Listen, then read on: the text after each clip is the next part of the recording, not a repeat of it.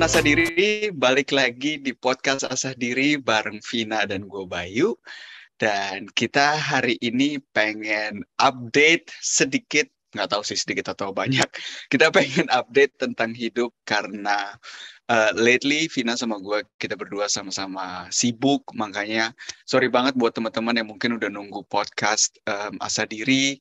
Dan kita juga belum sempat bikin update gimana Asah Diri bakal ke depannya tentang podcast dan juga tentang workshop tentang mindfulness. Pokoknya kita di sini berusaha untuk memberikan yang terbaik dan this is it. Ini adalah checkpoint kita selanjutnya di mana kita pengen sharing sama lo semua. Dan selain sharing sama lo semua, kita juga pengen sharing ke satu sama lain. Karena memang, again, karena belakangan ini banyak atau sedikit itu juga relatif. Ada beberapa hal yang terjadi di dalam hidup kita masing-masing. Dan kita juga udah lama banget nggak update sedalam ini ya, Vin ya. Sedetail inilah gitu.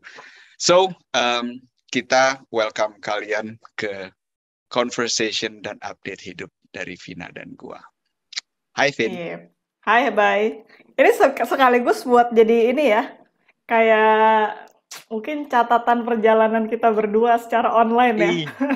Definitely. Ini selalu menjadi, lo inget gak, kita tuh awal tuh juga bukan hanya, atau misi kita ya, salah satunya kan tentunya kita pengen menyebarkan mindfulness keluar, tapi on the other side, di mana kita mikirin tentang misi yang egois, misi yang untuk kita sendiri, kita juga pengen menggunakan platform ini untuk menjadi dokumentasi hidup kita, perkembangan kita, dan evolusi pikiran-pikiran kita. So yes, this is it. Iya. So, katanya kan sibuk, Bay. Kita berdua. Sibuk apa nih, Bayu? Gue duluan kan jadinya kan. Padahal teman-teman tadi gue udah tag duluan sebenarnya Vina yang mulai. Cuma ya udahlah. Sibuk apa ya? Mungkin ada beberapa milestones yang belakangan ini luckily baru gue raih.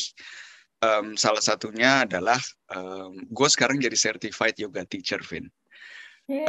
Jadi it's crazy, man. Gua bulan apa ya? Bulan Mei, akhir bulan Mei itu, sekarang kita tengah Juli ya. Awal bulan Mei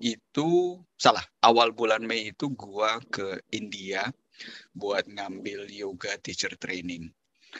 Nah, desisi ke India itu sendiri sebenarnya gimana ya? Satu aksi atau satu act dari gua sendiri untuk memperbolehkan diri gue mencoba sesuatu yang baru, memperbolehkan diri gue untuk mengeluarkan investasi ke diri gue sendiri, karena it was a little bit costly, tapi again, ini juga salah satu proses gue untuk merubah mindset gue, di mana we talk about this already. Gue nggak mau kayak yang ini duit mesti gue simpen dan harus terus berkembang biak. Tapi memang ada momen-momen di mana gue ingin mengeluarkan investasi untuk diri gue sendiri dan bukan di hal-hal material. So gue ke India untuk ngelakuin yoga teacher training. That was intense.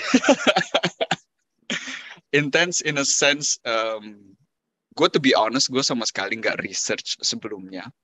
Dan untuk India, kenapa juga gue pengen ikut yoga, shout out buat Mina, gue tahu lo nggak dengerin, tapi lo yang menyebarkan bibit-bibit yoga buat gue.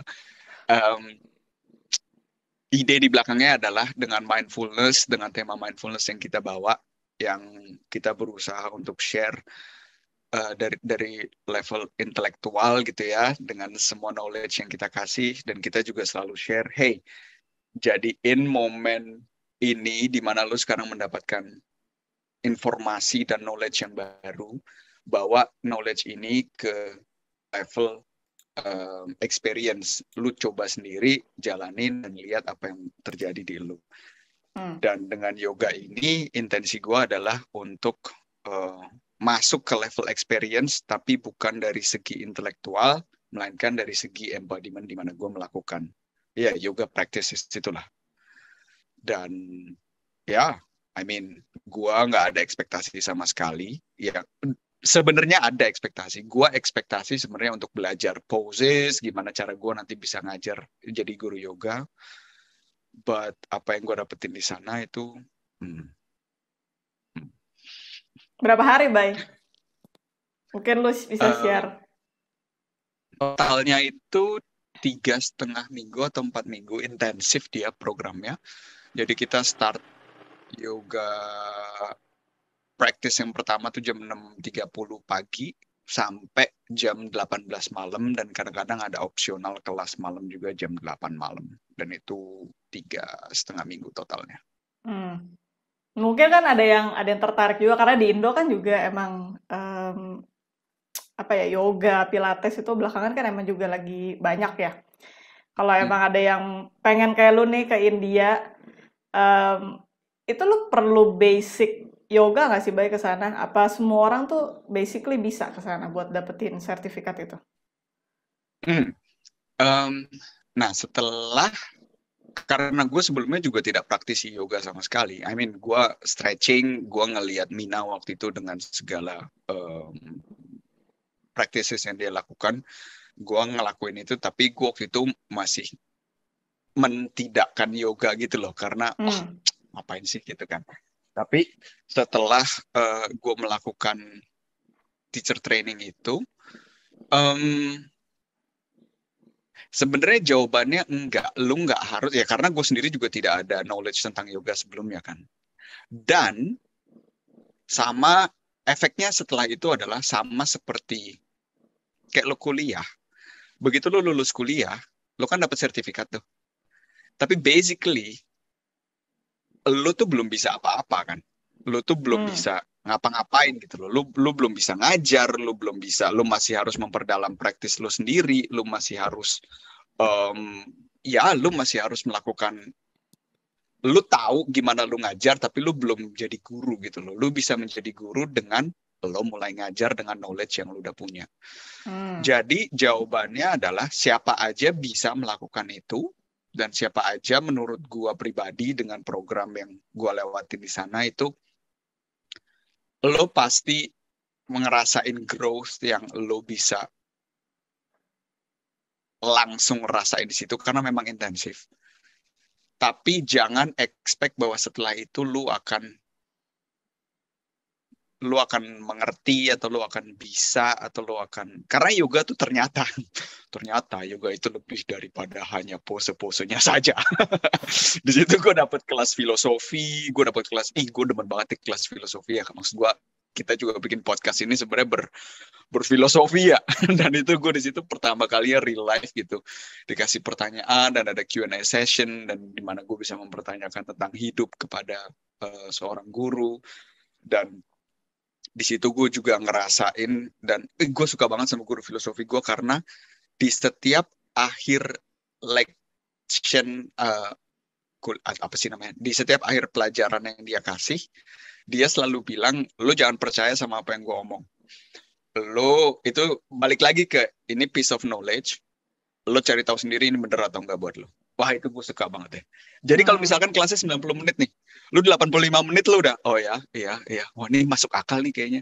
Tapi akhirnya dia bilang, udah lu jangan percaya apa yang gue omong. Bangke gak lo? Sebel gak lo aja? Udah paying attention gini-gini gitu-gitu. Tapi emang kalau gua lihat Sadhguru, dia kan emang juga ini ya, campaign soal yoga juga kan. Cuma kan yoga dia itu katanya, kalau nggak salah nangkep ya, yoga itu kan become one with your surrounding gitu kan, menjadi satu gitu. Jadi bukan, sebenarnya emang yoga itu bukan tentang pose-pose itu sebenarnya.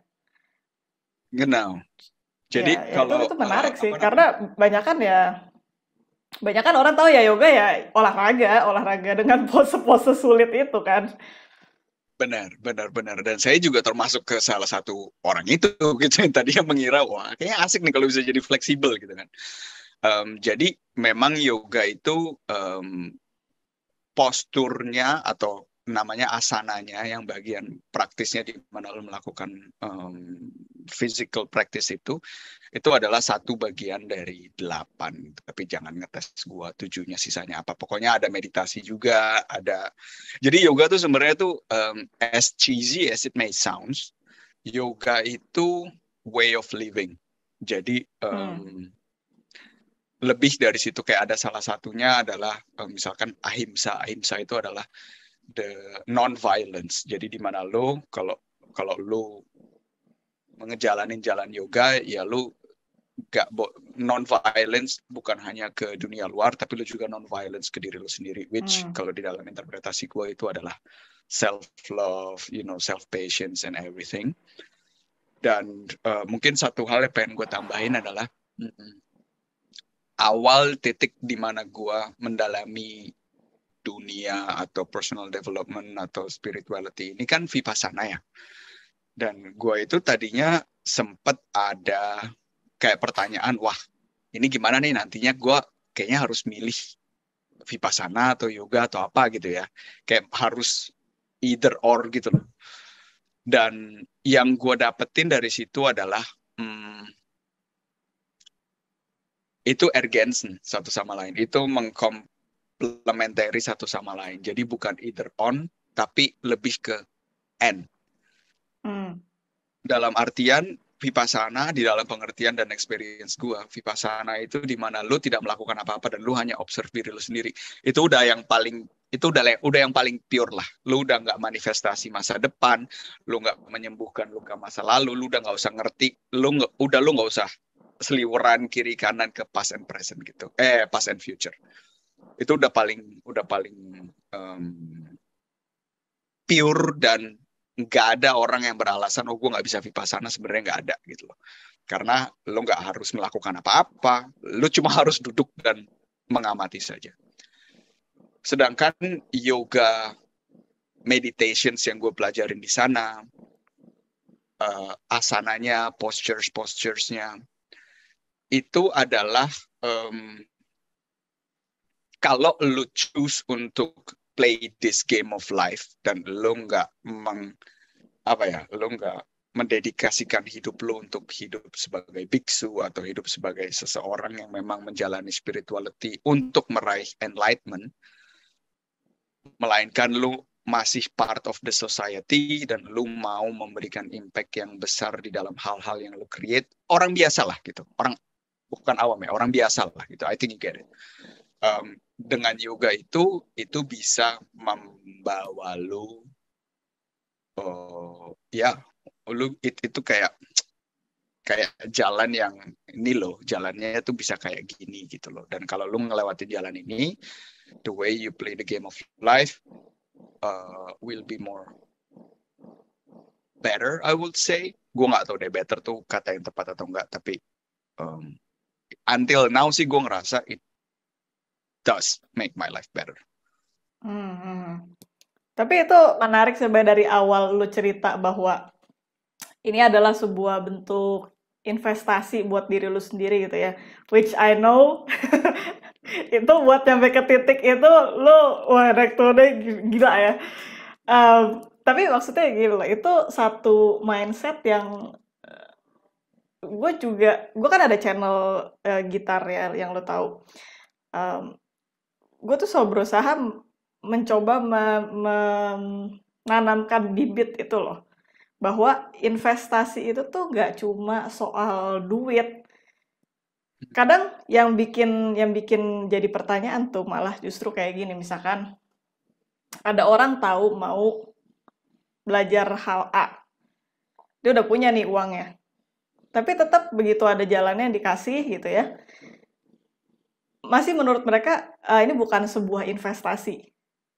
Padahal hal ini bisa membantu dia untuk mencapai si hal A tersebut gitu. Karena di masyarakat kita mungkin investasi itu ya bukan ke sini atau ke mental lu gitu. Investasi itu nggak ke situ gitu arahnya. Nah, jadi buat lu yang ngambil suatu step di mana lu mau investasi hal yang sama sekali sebenarnya bukan goal awal lu, jadi benar pure mencoba hal yang baru, itu gua rasa sih nggak nggak semua orang bisa sampai ke titik itu sih. Dan mungkin pertanyaannya, em, apa sih Bay yang membuat lu akhirnya mikir bahwa, oh gue nih harus mencoba untuk, apa ya, itu ya, mencoba hal baru dan berpikir bahwa ya itu investasi buat diri gue sendiri gitu. Di saat lu berada di kerumunan orang yang berpikir bahwa investasi itu buat perut, investasi itu kalau lu beli saham, bukan bukan sesuatu yang untuk mengembangkan spiritualitas lu atau ya mungkin skill gitu kan. Gimana sih Bay sampai lu bisa ke titik itu? Kalau dari gua sebenarnya again karena gue juga di saat gue mengamati diri gue ya gue punya mindset materialitas itu juga gitu loh, dimana awalnya dimana gue ngerasa invest itu ya lu taruh duitnya bisa mengembang, ada naik turunnya, at one point lu jual, you gonna get more gitu kan. Nah, semakin gue kesini belajar dan salah satu input yang gue suka adalah dari Jordan Peterson, di mana hidup itu selalu balance dari chaos and order, di mana dia menjelaskan order itu adalah situasi, order itu kayak struktur gitu ya, situasi atau kondisi di mana lu sudah tahu lu bisa damit rehnen tuh apa ya, lu udah tahu gitu loh. Oke, kalau lu ngelakuin A yang keluar B, kalau lu ngelakuin C yang keluar D, itu lu udah pernah di situ gitu loh. Nah, kalau lu penjelasannya satu lagi dulu. Sedangkan chaos itu adalah simbol ke situasi yang lo belum tahu sebelumnya. Lo nggak tahu apa-apa sehingga lo nggak tahu, kayak kalau dia ngasih contohnya, kalau misalkan lo pindah rumah terus lo bawa kucing. Tuh kucing pasti 2 hari sebelumnya tuh di kolong tempat tidur dulu. Karena dia nggak tahu areanya kan. Dia nggak tahu areanya apakah ada makhluk yang bakal makan kucing atau enggak. Itu contoh dari dia. Nah, terlalu banyak order itu akan menyebabkan stagnansi, di mana lo tidak berkembang. Karena kalau kita sambungin ke Joe Dispenza, ya lo akan ngelakuin apa yang udah lo tahu aja. Ya udah, lo akan repeat. Lo Jadi bangun program gitu kan. itu udah jadi program lo aja gitu loh. Itu kalau sambungin ke Joe Dispenza, kalau sambungin ke kosakata yang kita sering dengar, ya itu akan menjadi comfort zone lo. Belum tentu baik, tapi itu comfortable karena lo udah tahu. Itu kalau terlalu banyak order. Karena terlalu banyak chaos, kalau lu semuanya di dalam hidup lu adalah satu hal yang lu nggak tahu gitu ya, lu nggak tahu lu mesti kayak gimana, high probability lu akan menjadi super anxious, karena lu akan masuk ke level fight or flight, karena lu takut akan apa yang mungkin bisa terjadi. Dan karena kita seorang atau human being adalah makhluk biologis yang dari segi evolusi dulu juga kalau kita nggak berhati-hati ya berarti kita bisa diserang sama harimau dari belakang, ya kan? Nah, itu kan masih ada tuh di sistem kita. Sehingga kalau terlalu banyak chaos pun itu akan menyebabkan lo paralyzed. Nah, gimana nih nyeimbangin ini dua? Dari buat nyambungin ke pertanyaan lo, jadi apa yang menyebabkan gue untuk berani mencoba hal baru atau mau memperluas horizon lah ya. Di situ gue menyadari bahwa kalau nih ya, ekonomi crash, gue tiba-tiba harus mulai dari nol lagi, semua tabungan gue hilang, semua amit-amit. Tapi kalau semuanya itu terjadi, yang gue punya itu kan cuma gue sendiri. Gua, mindset gua, etos kerja gua, kacamata yang gua pakai, dan gimana gua melihat dunia, apakah gua melihat akan kesempatan-kesempatan yang bisa ada di dalam kondisi tersini, atau gua akan mencari alasan-alasan untuk memberikan justifikasi kenapa gua sekarang menjadi korban. Itu kan semua kan internal, itu kan semua gua gitu. Nah, sehingga di situ gue sadar, oke. Sebenarnya investasi yang paling masuk akal itu adalah investasi ke diri gue sendiri. Dari situ gue baru mengerti, oke. Jadi bahkan berinvestasi di hal yang material pun itu sebenarnya udah layer yang kedua. Layer yang pertamanya adalah gua berani mengambil resiko yang sudah gua hitung, tapi tentunya tetap ada risiko untuk bisa mendapatkan reward yang eventually lebih besar dari kayak gua kan kalau naruh duit kan duit itu udah nggak bisa gua pakai lagi dan ada kemungkinan duit itu jatuh, tapi gue tunggu sampai di masa depan gue bisa mendapatkan reward yang lebih tinggi, ya kan? Itu sama kayak yang sekarang. Jadi gue sekarang mengeluarkan uang untuk belajar yoga. Belajar yoganya dan apa yang gue dapetin di sana itu sebenarnya layer yang kedua. Layer yang pertamanya adalah Bayu punya mindset siap untuk memberikan investasi kepada dirinya tanpa merasakan efeknya secara langsung saat ini. Ngerti nggak? Jadi itu tetap meta levelnya adalah ya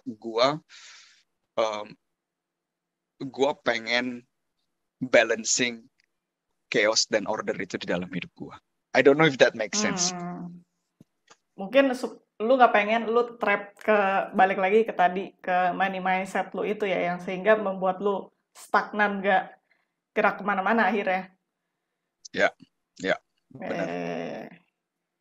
Dan salah satu North Star yang gue pilih adalah gue pengen mendapatkan income dari hal-hal yang gue cintai, dari hal-hal yang I'm good at, dari hal-hal ikigai lah, dari hal-hal di mana gue bisa membantu orang lain dan gue bisa dibayar untuk itu juga gitu. Dan gue melihat, lu tau gue orangnya pecicilan banget kan. Dan dari pemikiran gue adalah yoga berarti gue bisa teaching, gue bisa share tentang filosofinya juga, dan gue bisa ngajar, which I love already through dancing. Gue udah ada pengalaman, so everything was just like make sense on the paper.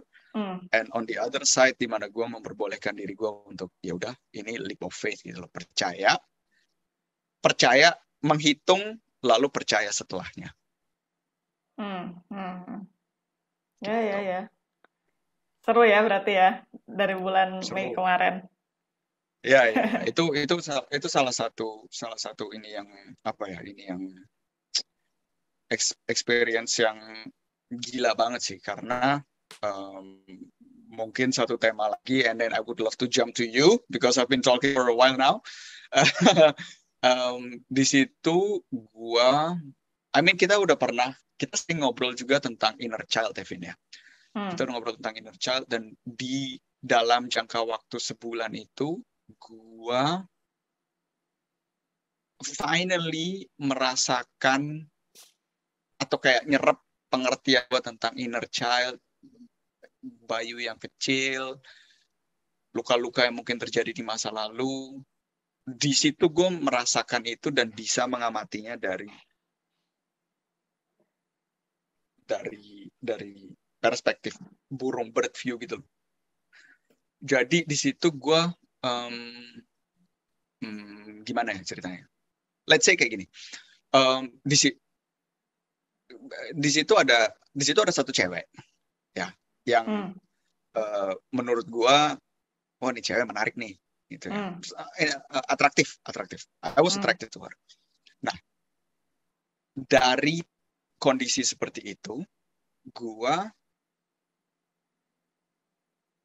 kebentrok sama satu rasa, yaitu rasa cemburu. Cemburu kenapa? Cemburu karena setiap kali dia berinteraksi dengan orang lain, laki-laki yang di mata gua melihatnya secara tidak sadar ternyata, atau sadar gue juga nggak tahu. Gue melihatnya, wah ini cowok kayaknya lebih daripada gue, muncullah insecurities, lebih tinggi, lebih ganteng, lebih ini, lebih itu, lebih jago, lebih whatever it is lah. Nah, di situ Vin, ini momen bener-bener emas banget Vin. Makanya gue thankful banget dengan Vipassana ya, karena kan Vipassana it's all about that, right? Like lo Gue Mengamati. ngegap diri gue. Iya, gue ngegap diri gue. Terjadi empfindung itu apa ya? Terjadi sensasi yang ada di dalam level fisikal gue. Yaitu di perut gue, Vin. Gue ngerasa kayak ditonjok. Gue nggak bohong. Di perut bagian sisi kiri gue. Nah, rasa itu, Vin, gue udah nggak ngerasain tuh since years. Karena gue sama Mina dan everything was just fine.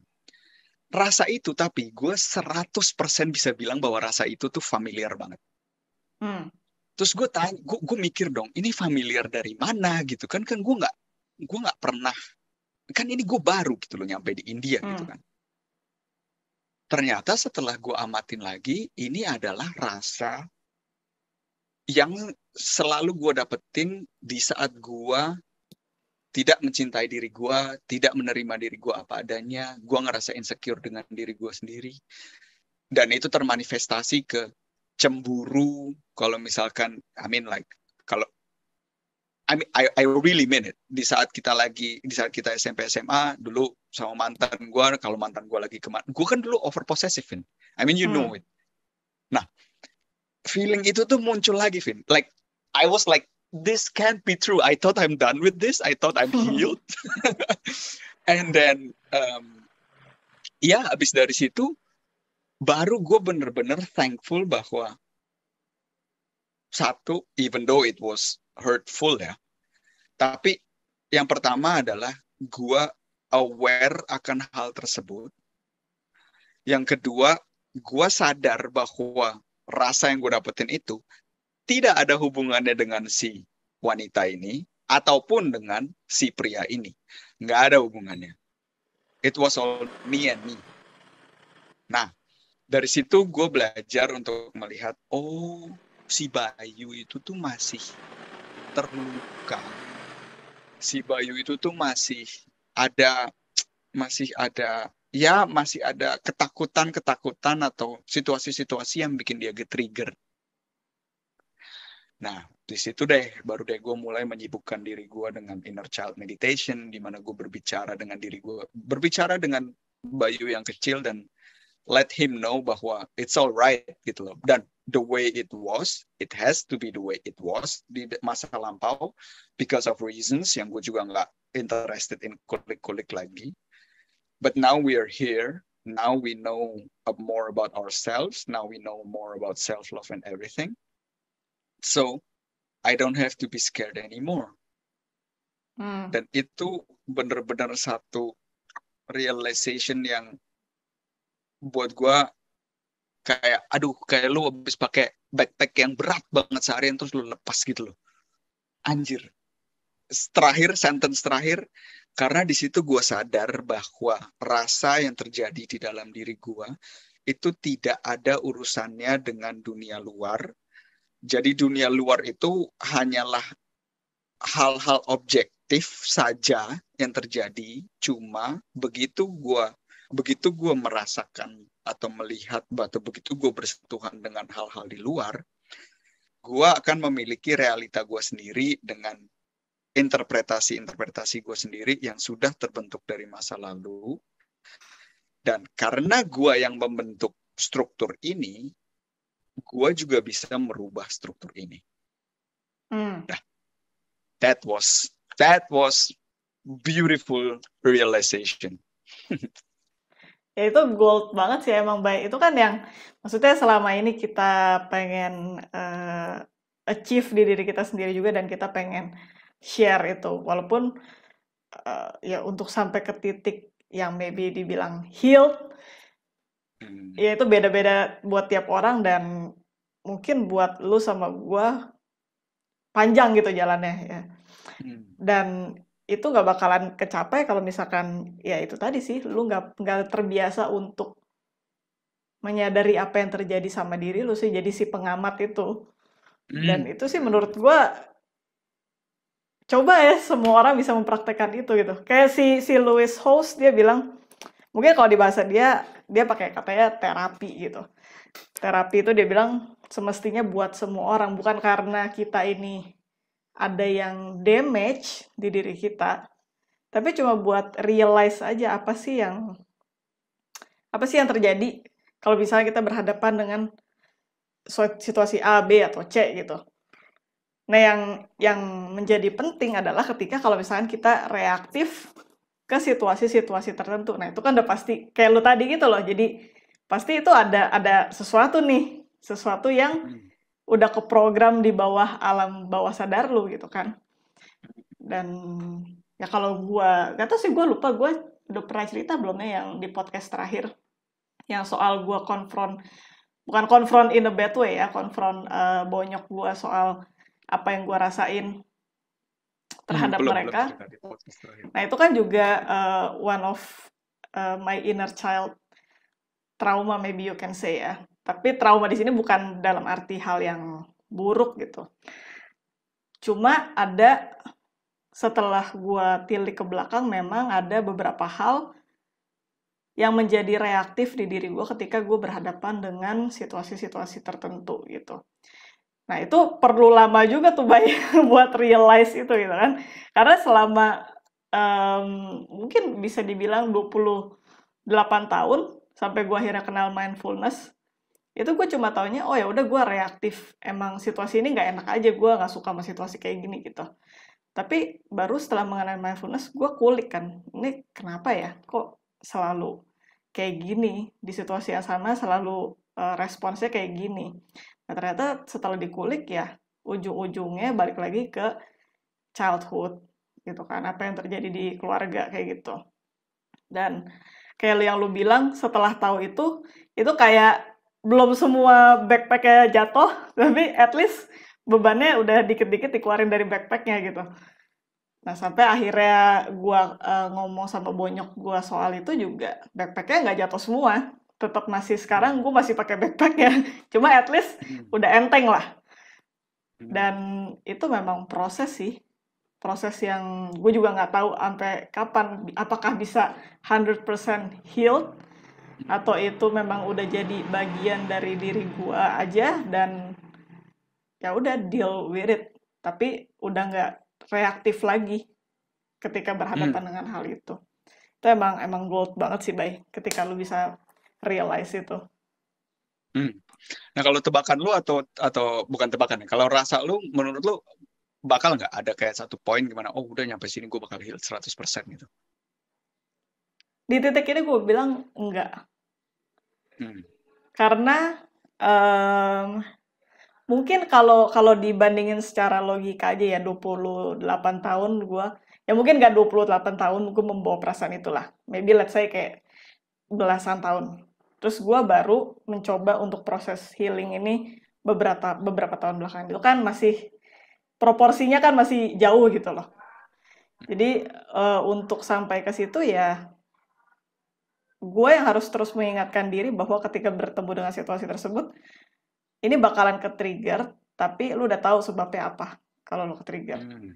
Dan lu bisa create respons yang lain dibanding respons reaktif.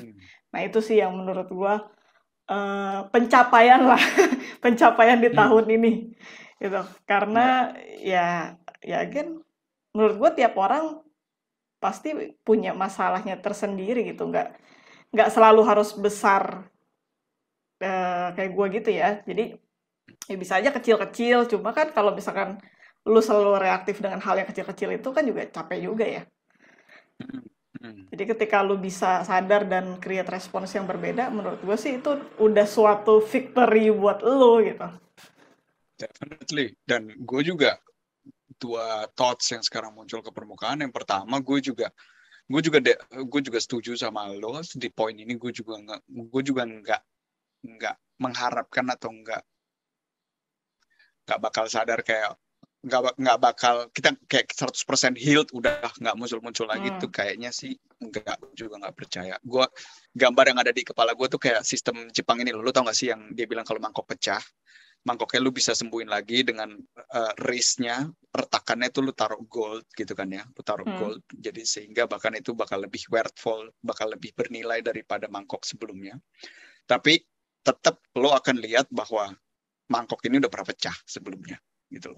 Meskipun sekarang airnya udah nggak bocor lagi, tapi ini mangkok udah pernah pecah gitu. Dan I think that's gonna be like that. Dan the second thing also, gue juga ngerasa bahwa luka-luka atau apapun yang terjadi itu ya di setiap orang gitu ya. Sebenarnya nggak ada yang kecil atau gede, Vin. Karena satu hal yang kecil menurut gue salah. Satu hal yang kecil menurut orang lain tentang gue, buat gue pribadi tuh kemungkinan my whole Besar. life is only about that. You know what I'm saying? Iya, iya, iya, iya. So I think gue beneran, aduh, ini yang namanya melihat the shadows in the eyes and voluntarily look in the eyes dan confront the shadows gitu ya. Itu konsep yang balik lagi tuh juga gue dapet dari Jordan Peterson gitu ya, di mana apa dia pernah bilang jawaban yang paling lu butuhin ada atau jawaban yang paling lu butuhin bisa lu dapetin di tempat yang paling lu nggak pengen lihat. Hmm, hmm, benar-benar. And I was like, kok nggak bisa gampang sih hidup kenapa sih?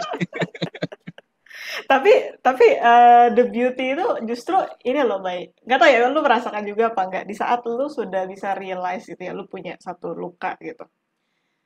Dan mungkin lu udah tahu spesifik ini luka berasal dari mungkin seseorang yang spesifik atau sesuatu yang spesifik.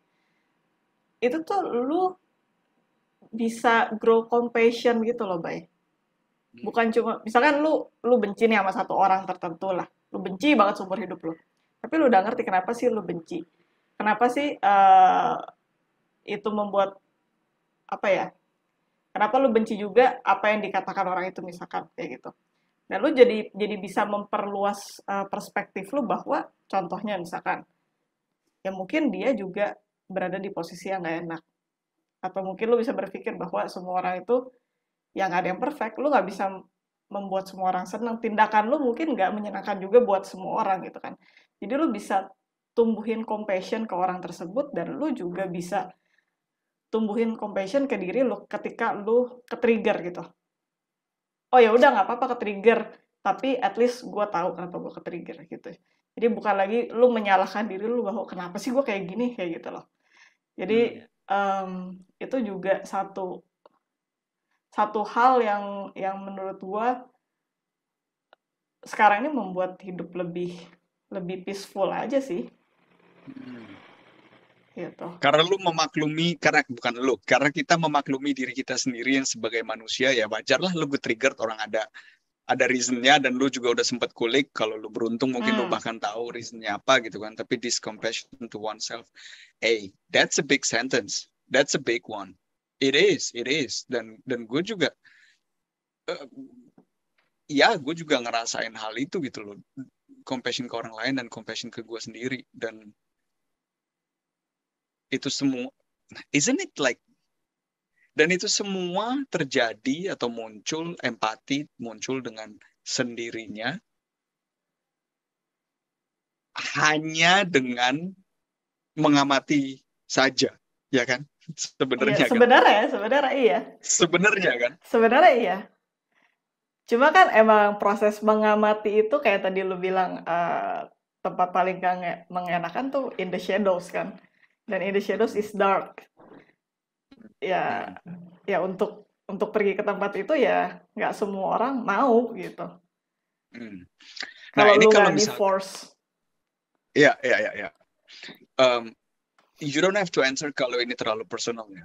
Nah, kalau di situasi gua, pemeran dari situasi ini kan ada dua pemeran lagi nih kan. Yang pertama adalah si cewek yang gua attracted to. Yang kedua adalah cowok yang di interpretasi gue at that moment adalah gue minder di bawah dia gitu kan.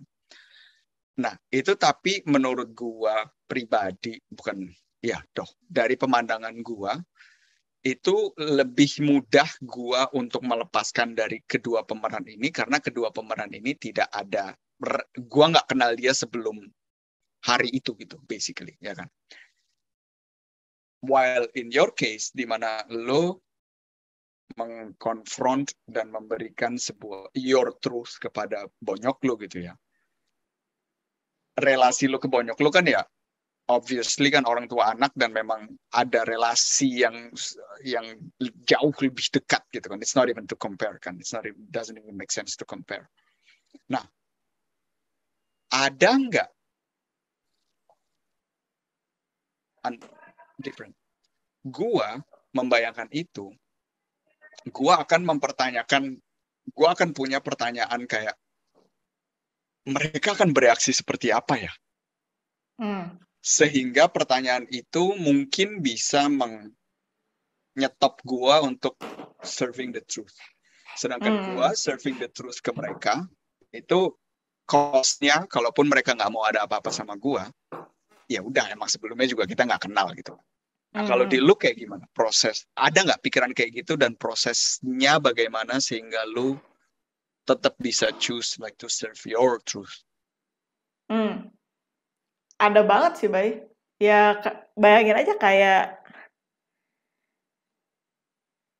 ya mungkin balik lagi tadi ke perumpamaan kalau lu bawa backpack ya. Let's say lu punya satu backpack favorit ini. Lu bawa terus-menerus selama hidup lu pakai backpack itu terus gitu. Ketika lu punya risk bahwa itu akan rusak atau hilang, itu kan pasti ada suatu hal yang bikin lu anxious di dalam diri lu gitu kan. Nah, gua selama hidup itu kan, ya kalau di Indonesia kan kita tinggal sama orang tua sampai menikah ya. Itu kan udah jadi, lu suka nggak suka, mereka adalah part of your life gitu loh. Lu tiap hari ngelihat mereka gitu. Tiap hari ya makan bareng, atau mungkin tiap hari ya at least ketemu tatap muka gitu kan. Dan ketika lu harus mengatakan sesuatu yang mungkin the truth for me, yang menurut gua itu adalah sesuatu yang sejujur-jujurnya, tapi mereka menanggapinya mungkin nanti tidak baik gitu, atau dianggap gua kurang ajar, di mana di Indonesia masih ada kultur seperti itu kan. Ya tentunya ada waktu itu sebelum gua ngomong, gue sudah ada juga pikiran itu yang masuk gitu. Tapi again, karena mungkin gue di tahap itu sudah apa ya, bukan capek sih bilangnya. Mungkin gue udah decide bahwa gue nggak bisa keep ini lagi gitu. Gue nggak bisa keep backpack yang berat ini lagi gitu. Jadi gue decide ya apapun apapun resultnya nanti dari sisi satunya, ya udah yang penting gue udah bisa melepaskan beban di backpack gue dulu. Jadi emang waktu itu ya kesana jadi egois ya, tapi kan sebenarnya kalau selama ini gue pelajari ya, lu harus mencintai diri lu sendiri dulu dibanding orang lain gitu. Jadi waktu itu ya itu yang gue pilih. Apapun resikonya ya gue udah kasih yang sejujur-jujurnya gitu. Dan mungkin juga waktu itu gue decide bahwa cara penyampaiannya pun harus disesuaikan lah gitu. Lu kan ngomong kebenaran dari diri lu, ya lu nggak bisa seenak-enaknya gitu lah. Lu harus lihat-lihat juga kan, lu berhadapan dengan siapa gitu. Kalau lu nyampeinnya udah nggak enak dengan kata-kata yang mungkin bikin reaktif, ya akhirnya juga pasti kan lu mau harap apa sih resultnya gitu. Jadi gue waktu itu udah coba plan dengan kata-kata yang polite mungkin bisa dibilang kayak gitu, sesopan mungkin, yang mungkin bisa diterima oleh generasi mereka. Jadi ya, but at the end, ya nggak ada yang reaktif sih dari sisi bonyok gua gitu. Cuman memang gua nggak bisa cerita detailnya, cuma memang mungkin karena kultur Asia juga di mana kita tidak biasa berkomunikasi, jadinya ya kayak mandek aja gitu. Ya gue menyampaikan tapi akhirnya mandek aja gitu, nggak ada timbal baliknya. Cuma at least gue merasakan suatu perubahan sih sampai sekarang. Perubahan yang membuat hubungan gue juga lebih baik dengan mereka, dan gue pun juga menjalani hidup bisa lebih damai. Ya itu sih menurut gue udah suatu step yang besar gitu dibandingkan dengan apa yang gue jalani sebelumnya. Gitu sih. Iya. Wow. Dan timbal baliknya, timbal baliknya nggak ada itu mungkin yang lu maksud juga bukan mungkin yang lu maksud. Benar nggak interpretasi gue bahwa yang lu maksud adalah nggak ada timbal balik dalam segi verbal gitu kan? Ya, Maksudnya ya, ya, dalam ya, dalam artian ya, verbal. ya, ya. Tapi apa yang terjadi di dalam diri atau perubahan-perubahannya kan itu kan adalah salah satu mungkin juga salah satu dari efek ripple efek dari lu serving your truth gitu kan. And I mean like Vin, I told you this before already. I mean like hood up gitu ya benar-benar respect. I mean karena itu menurut gua atau menurut gimana ya? Iya sih. Menurut gua itu salah satu I mean like loving oneself and then have you and that means you have to build boundaries to your own family. Itu udah contoh yang textbook banget gitu loh yang hardest let's say like hardest example ngerti nggak lo di mana lo Ya. harus memilih diri lo dan bikin sound untuk make sure well-being lo dan kedepannya itu akan lebih baik dan soundnya ini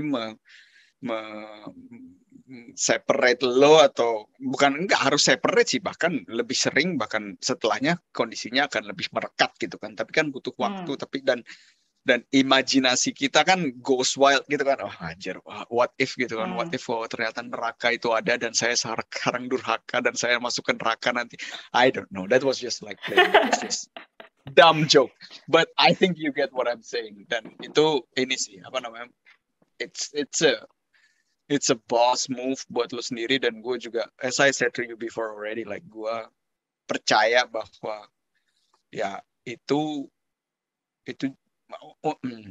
being authentic to oneself and having the courage to say and live one's truth. Ya mungkin kalau gue ngebayangin sih mungkin kalau misalkan situasi ini ada di negara lain mungkin gue nggak sampai semikir itu ya buat ngomong sama Bonyok ya. Cuma mungkin karena again di Indonesia buat ngomong hal seperti kayak apa sih yang si anak rasain kayak gitu. Itu suatu hal yang awkward gitu loh. Bukan tabu cuma awkward gitu.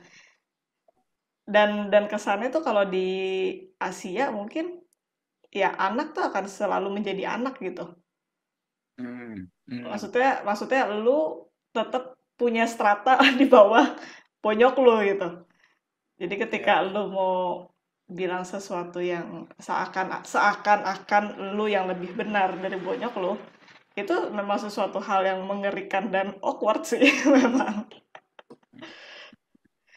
Tapi ya kalau misalkan teman-teman di luar sana ada juga yang punya trouble sama bonyoknya, gue sih saranin ya seminim apapun sampein apa yang lu rasain itu benar-benar melegakan banget sih.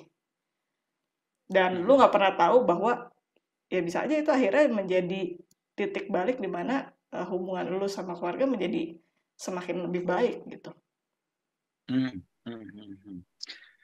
Suatu hal yang tadi menurut gue juga golden nugget ya, itu ya lu mau memberikan truth lu gitu ya, tapi lu tetap sedewasa itu sehingga lu memperhatikan ini packagingnya gimana ya, gimana cara gue memberikan ini.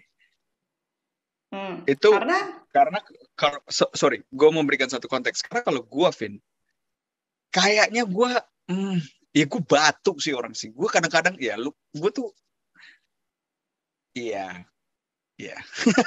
Ya maksudnya itu apa ya? Relationship cara berbicara gue sama Bonyok ya nggak selalu gue yang sopan seperti itu loh. Kalau ada saatnya gue ke-trigger ya itu manusiawi lah, gue pasti keluar emosi, marah juga gitu. Cuma menurut gue di saat penting itu ada baiknya semuanya disusun secara kepala dingin gitu. Kalau enggak takutnya yang ketangkep malah emosinya bukan message gue gitu loh. Gue mikirnya sih gitu.